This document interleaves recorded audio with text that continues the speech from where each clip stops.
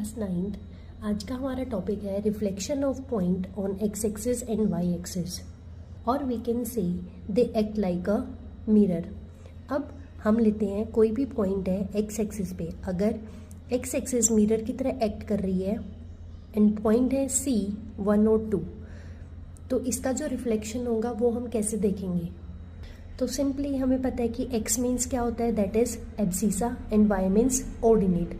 तो we can see x, अब यहाँ पर जो x एक्सिस पे मिरर बन रहा है, इसका मतलब क्या है कि जो इसका रिफ्लेक्शन होगा, जैसे हमारा पॉइंट है C 1 और 2, अब मिरर है वो x एक्सिस पर है, तो इस पॉइंट की रिफ्लेक्शन क्या होगी। जब अगर मिरर x एक्सिस पे होता है तो जो एब्सिसा है वो तो रहेगा सेम, लेकिन जो ऑर्डिनेट है उसकी क्या हो जाएगी, वैल्यू चेंज हो जाएगी, साइन चेंज हो जाएगा उसका, -2। एक्सिस पे मिरर है तो जो एब्सिसा है उसका साइन चेंज हो जाएगा -2, लेकिन जो ऑर्डिनेट है वो मेरा सेम रहेगा -2 एंड 3। इसका आंसर आप मुझे बताएंगे क्या होगा।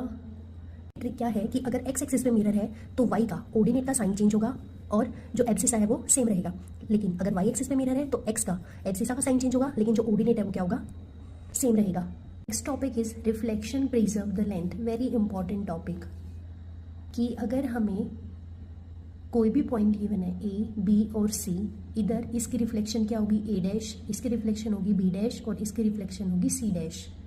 तो अगर हम A से C की मेजरमेंट लें तो जितनी डिस्टेंस इसकी होगी A से C की, उतनी ही डिस्टेंस उसकी रिफ्लेक्शन की होगी A', C'।